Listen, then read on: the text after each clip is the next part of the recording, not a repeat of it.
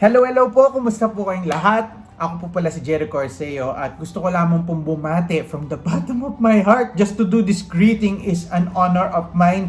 Happy 30th anniversary po sa CBN Asia. Grabe po. Gusto ko lang pong share ito. First time ko pong mag-Telethon 2018 and it was very nervous for me but it is a blessing kasi ganun po pala ang ministry nyo. You really pray for people and help them be closer to Jesus. It's been 6 years and every time ini-invite niyo po ako, lagi po ako nare-remind bakit ko ginagawa yung ginagawa ko.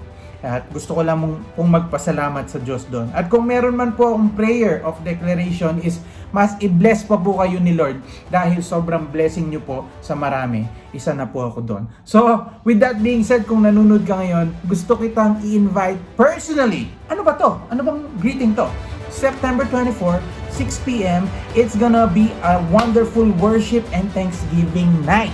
Ang tawag po natin dyan ay Beyond Measure. We're gonna worship, we're gonna thank God, and of course, meron po tayong magpa-perform. None other than the legendary Mr. Pure Energy himself, Gary V.